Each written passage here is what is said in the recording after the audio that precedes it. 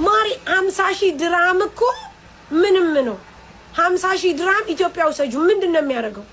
አባጁ 50,000 ድራም ኖረሽ ማለት እኮ የዛሬ 2 ወር 3 ወር 75,000 ድራም ታረጋለሽ ሰርተሽ።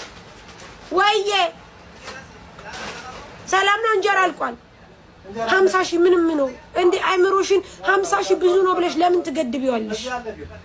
እንዳትገድቢ። ለምንድን ነው የምትገድቢው? 50,000 እናንተ እኮ ማዳም ቤት የምትሰሩ ልጆች እኮ በጣም በብዙ ነገር የምታገኙ እኮ ናችሁ ጋይስ። ምን ችግር አለው? በጣም ትንሽ እኮ ነው። ከዛ በኋላ እኮ ትነሳላችሁ። እስኪ ለቤት ሺቲ ነጠላ ቅባት ጀምሩ። ትርፉን እናንተ ታውቁታላችሁ ጋይስ።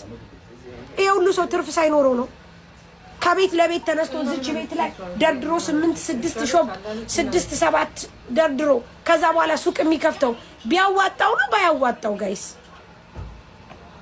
ቢያዋጣው ነው ባያዋጣው? ስለሚያዋጣው አይደል እንዴ? እኔ እያልኳችሁ ያለው ሱቅ ለመክፈት ነው። እቤት ቤት ለቤት ለመሸጥ ደግሞ በጣም ሲምፕል ነው። ለምን አትነሱ? ለምን አትወጡም? ለምንድን ነው ሁሉን ነገር እንደ ከባድ የምታረጉት? በቃ አሁን እኔ 50,000 ወይኔ ምናምን ለምን አትወጡ? ወጣችሁ የራሳችሁን ስራ ለመስራት ለምን አትጣጣሩ? ሁሉም ሽፎን ሸጠ፣ ሁሉም ሺት ሸጠ። ይሽጣ ያንቺን ርዝቅ የሚወስድብሽ አለ? የለም ይሽጥ። የሚሸጡ ልጆች እኮ ዛሬ ባለሱቆች ነን እኮ። ቤት ለቤት ሽጠን ከቤት ለቤት ተነስተው እኮ ነው ዛሬ ስንት ነገር የደረሱት። እኔ ጓደኛዬን ራሱ ምሳሌ ማድረግ እችላለሁ። ማአዚ ስጀምር እኮ ቤት ለቤት ነበር የሚሸጠው ጋይስ። እነ ፋሲካን ይዋቸው ቤት ለቤት ነው የሚሸጡት። እና ቀኑብሽ ቤት ለቤት ነው የሚሸጡት። ግን ዛሬ በጣም በትልቅ ባለሱቅ ባለ ድርጅት በስማቸው በስነ ስርዓት ያላቸው ናቸው። ነገ ደግሞ ሌላ ቅርንጫፍ ይከፍታሉ።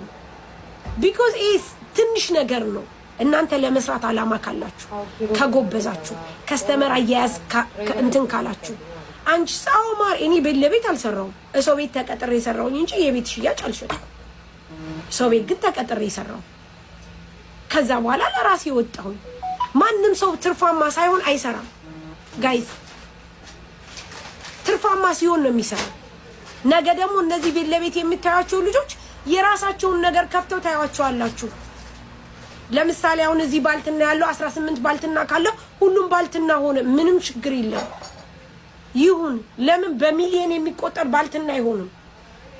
እኛ ሳንሸጥ ነው እንደ አመት የምናድሰው። ሁሉም የራሱን ሰርቶ ይበላል ጋይስ። እዩዋቸው፣ በየቀኑ ላይቭ ላይ የምታዩዋቸው ልጆች ሁሉ ሰርተው ነው የሚበሉት፣ ሳይሸጡ አይውሉም። ስለዚህ ከማዳም ቤት ወጣችሁ ለመስራት ሞክሩ። ሁሌ ጠባብ አስተሳሰብ አይኖራችሁ። ሁሌ የማዳም ቤት ብቻ ተገድባችሁ አትኑ። 10,000 ድራም 15,000 ድራም ይዛችሁ ማርያምን ነው የምላችሁ 6,000 ቲ 7,000 ቲ ቅባት ብሉ ማጂክ ምናምን አምጥታችሁ ነገ ደግሞ ትልቅ ደረጃ ትደርሳላችሁ። ስቴፕ ባይ ስቴፕ ነው የሚነሳው የሰው ልጅ። በትልቁ አይነሳም። በትልቁ ግን ምኞታችሁ ትልቅ መሆን አለበት። እችላለሁ፣ እኔ በጣም እችላለሁ። ብዙ ነገር ከዚህ በላይ በጣም ይጠብቀኛል። ታዲያ እኔ ምን አድርጌ ነው? በእናንተ እኮ ነው። ስለዚህ በዚህ መማር አለባችሁ፣ መጎበዝ አለባችሁ። ኤኒዌይስ ታባርጉልኝና አሁን እኔ 3 ሽፎን ልሸልማችሁ ነው። እኔ ሳልሆን ሰው ሊሸልም